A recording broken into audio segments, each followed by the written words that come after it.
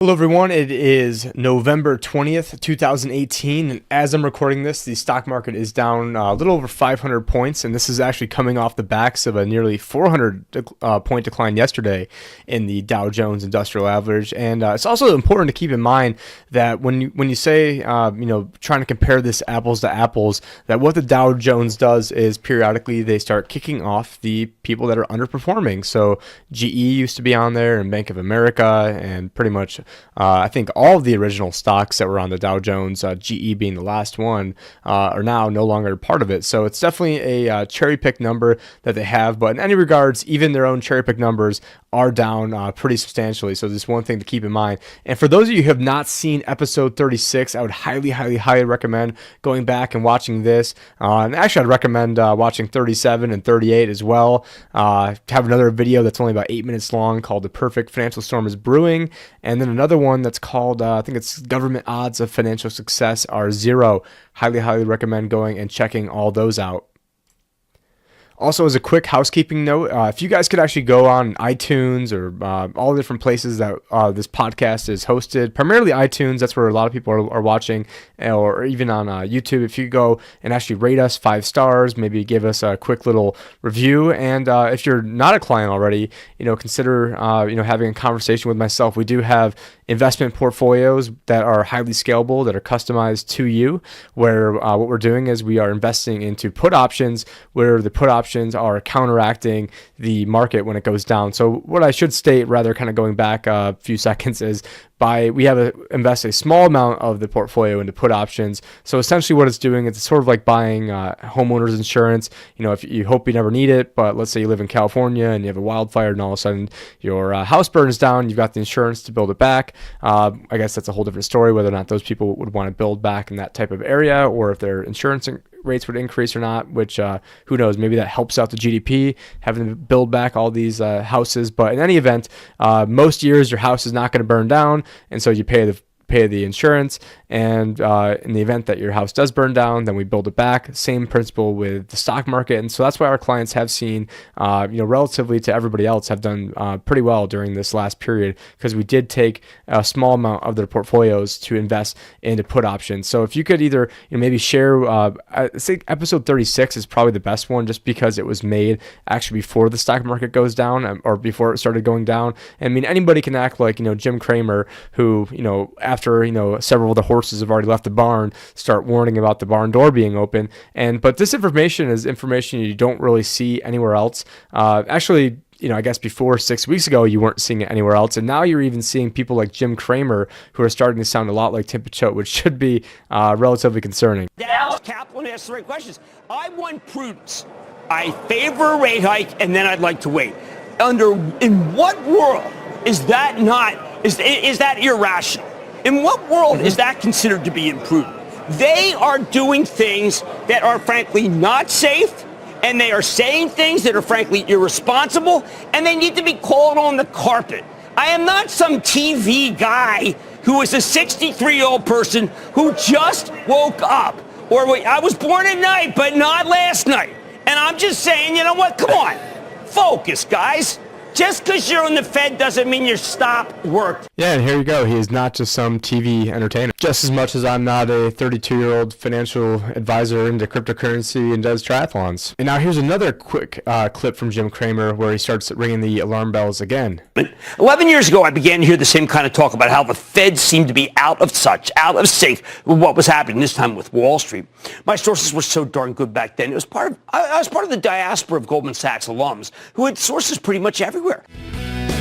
Don't miss it. So one of my takeaways from that is, why do you want to raise rates in December but then not raise rates again? I mean, it sort of seems like if you don't think the market can sustain the rates we're at now, what good does it do raising it one more time just for the hell of it and then keeping it paused? I mean, it sounds like basically he didn't want to really admit that the president was right when he was criticizing Jay Powell, who is the Federal Reserve Chair. Now, there's other reasons that I think that the president could have done a better job criticizing, because I think that the Federal Reserve does bear criticism, although my criticism would probably be much harsher and a little bit different than the president's. Now, Jim Cramer is a gold Goldman Sachs alum. And then here we have an article from Investopedia where it says Goldman sees 0% returns and highest bear market risk in 50 years. And I'm going to go back to, in just in a little bit, something that was called the Trump effect and why good news is bad news. This was a presentation that I originally made in January 2017, even before Trump was in office. And really everything I saw back then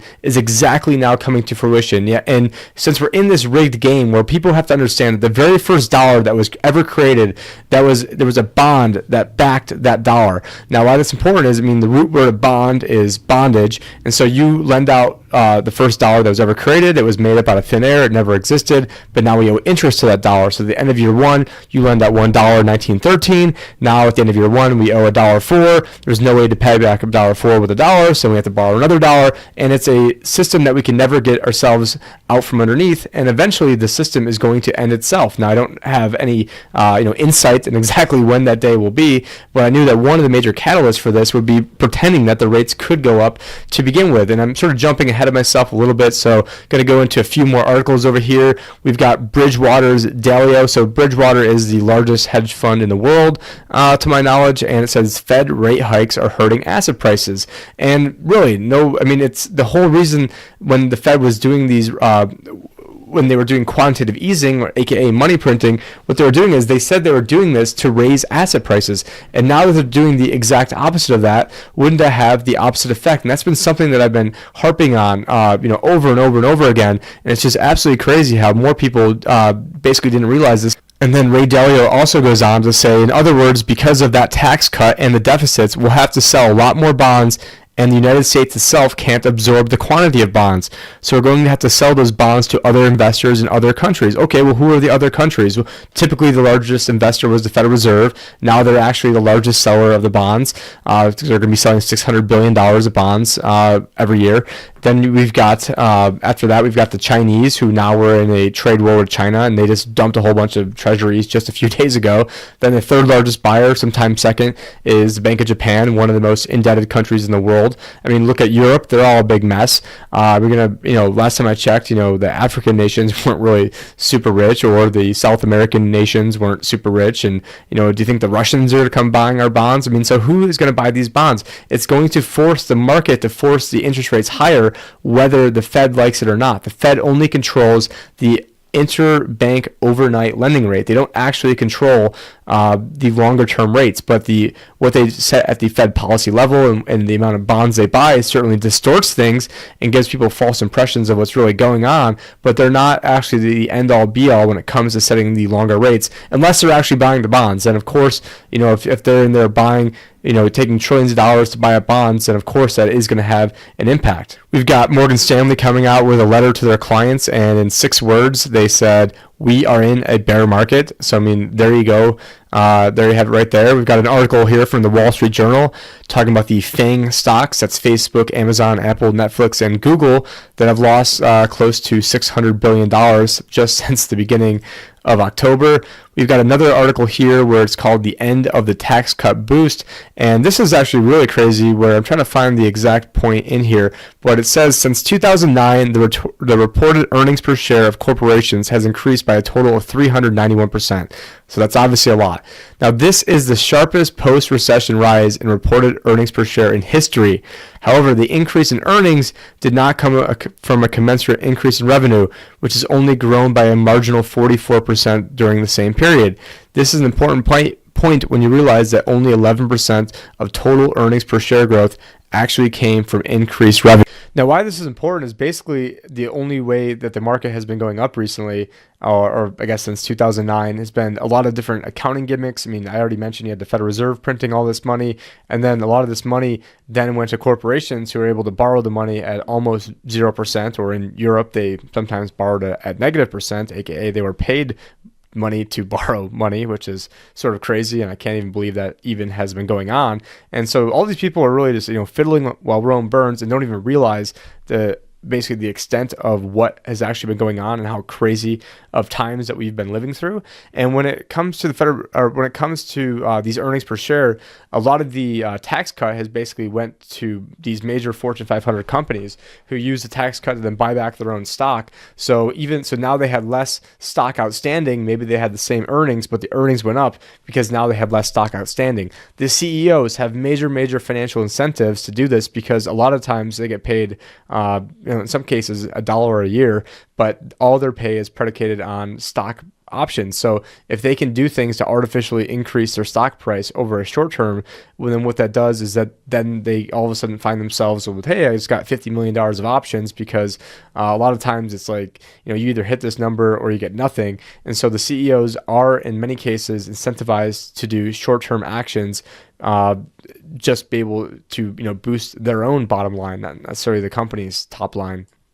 But what is going on is that now that the interest rates have going higher, some of these companies were actually borrowing money to then buy back their own stock. You saw like companies like GE who borrowed tremendous amounts of money, and now all that money basically is up in smoke because it did absolutely nothing. So instead of investing in their companies, investing in research and development, investing in marketing or anything else, they decided that they would use that money to buy back their own stock. And what I'm going to do now is I'm going to pause, because this was a point that I wasn't going to bring up and just basically sort of just bringing this up off the cuff right now, but we're going to find out what the exact answer to that is just momentarily. So I found an article that was about a year old, and what it's saying is that GE actually spent $45 billion on buybacks, and they've got a $31 billion of what looks like a pension obligation. So instead of saying, hey, let's shore up our pension funds, or let's, actually invest into things that would actually help us out in the future, what we're going to do is we're going to basically rout out those evil hedge fund activists. And what we're going to do is we're going to buy back our own stocks and then increase our stock price, except the stock price is actually way down. So they actually spent more money. So let's say they're buying stock at $20 a share. And now, I should have looked this up before seeing what the actual price of GE stock is, but I'll do this on the fly right now. So GE stock, and see where that is going, because really it's $7.69. So they were buying back some of these stocks, I'm probably sure, into the 20s, certainly into the teens. And did it really do anything for them in the long term? No. Right now their stock price is less. It was all wasted money. That money should have been spent on actual research and development, trying to grow their company, but instead it was used for financial gimmicks. But they are not alone. Most of the companies, that is what they're doing, especially the big conglomerates. So eventually, this is when companies all of a sudden, there is a next recession, and all of a sudden, there's maybe the Fed can't go and print trillions of dollars, or if they do, then there's going to be some certainly huge inflation pressures, which could lead to a absolute perfect storm of having the stagflation, where the cost of goods are going up, but the basically incomes, everything else is staying stagnant. So you're actually losing purchasing power every year, which, that might be like the best case scenario of what's going on, because it certainly is precarious times that we are. Now, before I get into my Trump effect presentation, I wanted to just point out that Deutsche Bank hits record low on new worry over, I'm not sure how to pronounce this, the Danks roll, which AKA basically they're being accused of laundering over $100 billion of money, which is funny because as of right now, the cryptocurrency market has taken a huge bath, and people always say that, money launderers are going over to crypto, where, HSBC, or not, sorry, yeah, they're another one who've laundered money for the Sinaloa drug cartels and got caught doing that multiple times, but that was a sort of Freudian slip, didn't mean to actually say that. But Deutsche Bank in this instance has laundered more money than the entire crypto space combined, and yet, no one's worried about them. And they were one of the banks that when I had first left LPL, and not left LPL, when I left Waddell and Reed to go to LPL, I'd actually thought that they were going to be like the next Lehman. Again, it's like almost impossible to predict this, but if I was throwing darts at a dartboard and had to pick out who would be the next Lehman, they would certainly be my one of the top guesses. Although it's for what it's worth, no one can really guess this, and I didn't know that they were out here doing all this money laundering. So certainly that is just adding insult to injury. As I'm recording this right now, the Dow is down 550 points, and what I want to get into now is a presentation I had called the Trump effect and why good news is bad news. I'm going to just quickly gloss over this because this was originally made in January of 2017, and the entire premise was that all the good news, and the good right now is in quotation marks for those of you who are listening to the MP3, why good news is bad news. And the entire premise was that yes, Trump would do some good things for the economy, and compared to Obama, I think think that, that just the general optimism would probably end up raising some asset prices, but then that would then also then lead the Federal Reserve to not have the actual basically scapegoat or excuse to not raise rates anymore, which that would be the bad news. So it was called the Trump effect and why the good news is bad news. And right now we're looking at the Cape-Shiller Index. This was from 2017 and showed a PE, or the Cape ratio, of 28. I mean, I think today it's around like 31 or something like that. But long story short is the higher this number, the more overvalued stocks are. I mean, right now it's about as overvalued as, pretty much ever see it. And why that this is important is because when it's in this quintile, aka the most expensive quintile you can get, the forward 10-year returns only been 4%. So people right now are gambling a lot of their money, but you're doing that by taking on a ton of risk. And granted, I was a little bit wrong thinking that, hey, maybe this stuff would have happened a year ago, but I think it's better to be early than late on this. The strategy that we're running now, basically, if I'm wrong and the market keeps going up, we're going to win. And if the market goes down huge, we're going to win also as well. And this really kind of dovetails into the Goldman Sachs article that I was referencing, where it says Goldman sees 0% returns and the highest bear market risk they've ever had on their indicators in 50 years. And I think a lot of it has to do with this whole cyclically adjusted PE ratio, where, for the average person out there, that means nothing to you. And basically, the higher the number, the greater likelihood of being in recession. Now, another thing I want to point out is the dot plots. What the dot plots are is it's the Federal Reserve's guess of where they think interest rates will be on a basically like 1 year, 2 year, 3 year, and longer term time horizon. And why that's important is if you go back into 2000 and 2012, they thought that by 2015 we'd be at over 4% interest rates. Some people even thinking as high as 4.5%. You go back to 2004 estimates, and they say, by 2017 we'll be about 3.75-ish. Just kind of eyeballing this. You go back to 2016, it's a little bit less optimistic. They're probably a little bit over 3, probably about 3.25. Then you go to September 2018, and now they're saying that the longer run being, 2022, that we're probably looking at rates being, I'm kind of eyeballing this again, probably about 2.75%. And so it just goes to show you that all along, I thought they were full of crap. All along, I knew they couldn't raise rates. All along, I didn't think they'd even be able to even get to this point of being at 2%. But the entire market was predicated on, excuse my language, bullshit. The entire time was predicated on all this stuff of every other financial advisor, every other economist, every other person saying that I was absolutely nuts for saying the Federal Reserve could not pull this off, saying that I got in trouble when I was at Waddell & Reed for emailing one of my clients, saying that I thought the Fed was trapped between a rock and a hard place and there's no way they could ever unwind this. And they haven't even gotten to half of what they said they'd get to in 2015, what they estimated at 2012. And this is them. They're the ones who were in control of raising it, and they are off by over 100%. And here I am, as I have no control of what the Federal Reserve is doing. And how is it that I'm more right than they are? So it's absolutely crazy because they don't know what they're talking about. We've gotten halfway there, and look at the chaos that all this has caused.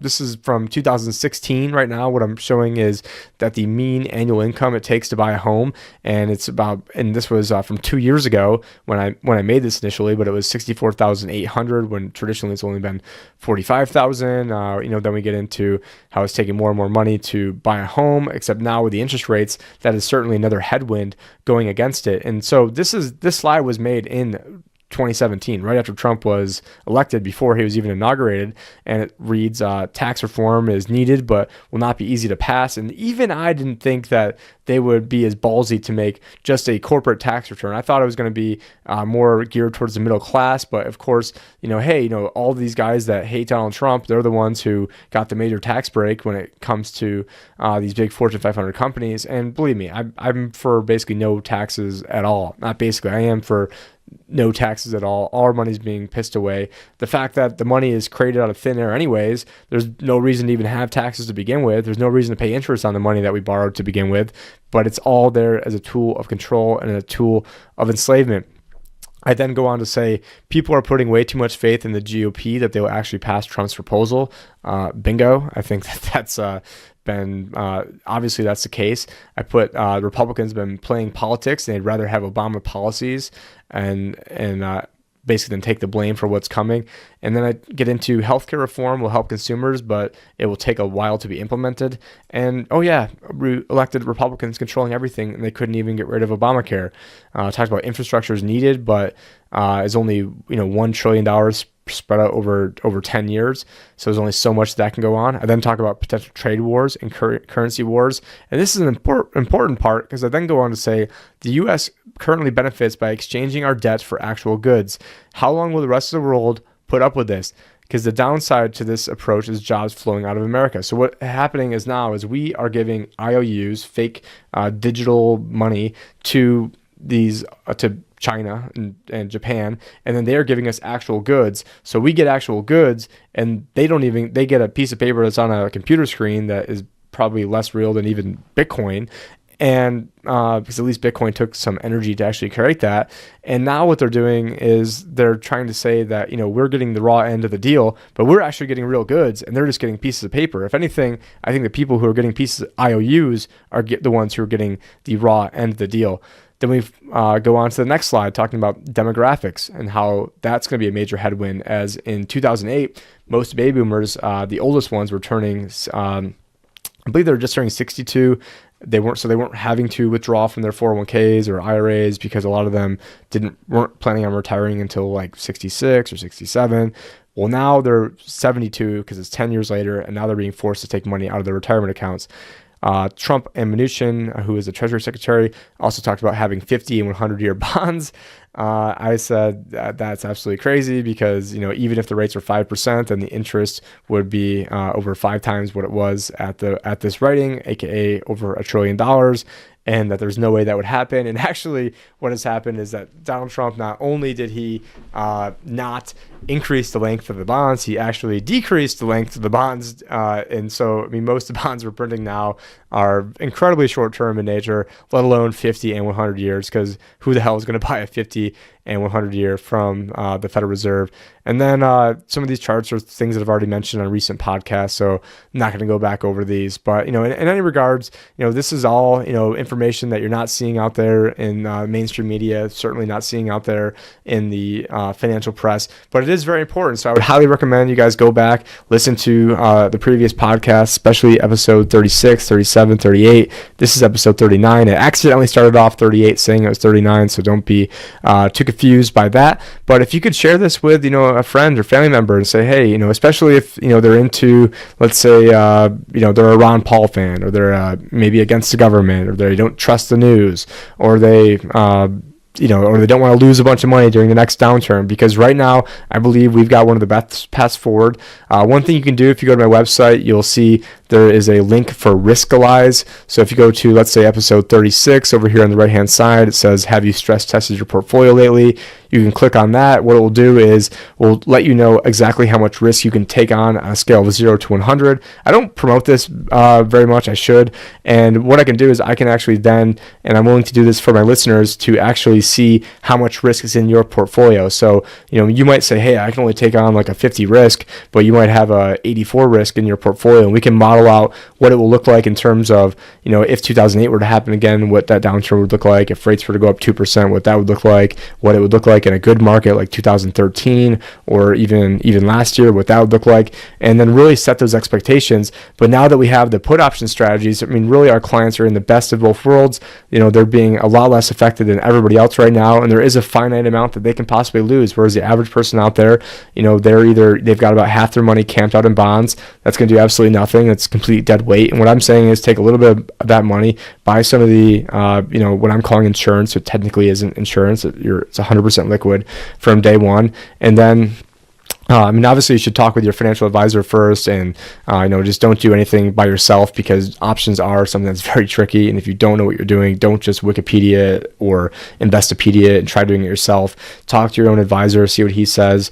If you're looking at trying to get into cryptocurrencies right now, I think is about as good a time as any. It's always, and you go back to 2009, and there was like this article, I forgot where it was from, maybe like Money Magazine. It shows, basically the economy holding on by basically like a piece of like dental floss that was a huge rope, and now is teetering on the edge of completely falling off a cliff. And it's in hindsight, that was the best time to possibly invest. Right now people think crypto's dead, which means it's probably one of the best times to invest. Now there could be other mitigating factors out there that could drive the price lower. I mean, I think there are some big scams that are still out there. There's probably many, many, many scams. Many of these ICOs have no business being in business, but there's going to be a lot of selling pressure on the crypto markets, because what happens is these companies that raised tens of millions of dollars, they raised it they raised it in Ethereum. Now Ethereum has crashed 90%, and now what they need to do is they're just trying to survive, so they have to sell the Ethereum that they have just to build up their working product, and it's creating a big stress. Or there's other some of these stable coins. There's one in particular that a lot of people think is a fraud, and I don't want to get myself in trouble or get sued. So I think a lot of people know who I'm talking about, and if you don't, come talk to your financial advisor, and odds are they'll have no idea either. So then come talk to me. And if one of these stable coins ends up being a massive fraud, then you could see that shake investor confidence. But all this is a blip in the radar. I think you're going to look back 10 years from now and say, oh man, I really wish I got into this Bitcoin when it was at $4,700 or whatever it's trading at right now. And we can do a small amount of your investment portfolio or your retirement portfolio into actual cryptocurrencies. I'm probably the only advisor in America that can actually do that for you. So so give us a call. You can get a hold of me, tim@innovativewealth.com. You can actually go and schedule on thelibertyadvisor.com. You can plug yourself right in, schedule. And I hope everyone has a great Thanksgiving, and thank you for watching, and talk to you guys later. Take care.